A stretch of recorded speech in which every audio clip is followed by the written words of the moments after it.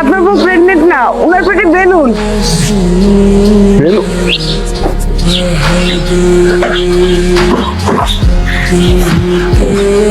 মুনা, তুমি ঠিক আছো? ব্যথা হয়েছো? আরে দেখো না, ওই স্টুপিড মেয়েটা কত বড় খারাপ, আমার কিভাবে ধাক্কা দিয়ে ফেলে দিল, আমার খুব কষ্ট হইতেছে। আচ্ছা ঠিক আছে, তুমি আগে ওঠো।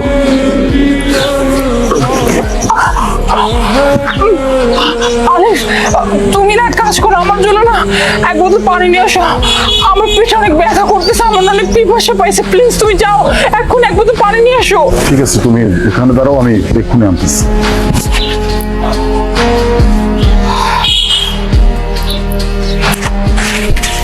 আরে ভাইয়া আমি যা বলছি সত্যি বলছি। এই মেয়ে, তোমার মাথা ঠিক আছে? তুমি কাকে নিয়ে কি বলতেছো? সে আমার ওয়াইফ, আরো প্রেগনেন্ট। আমি নিজেও রিপোর্ট দেখছি। না না ভাইয়া, আপনাকে আপনার বউ সব মিথ্যে কথা বলছে।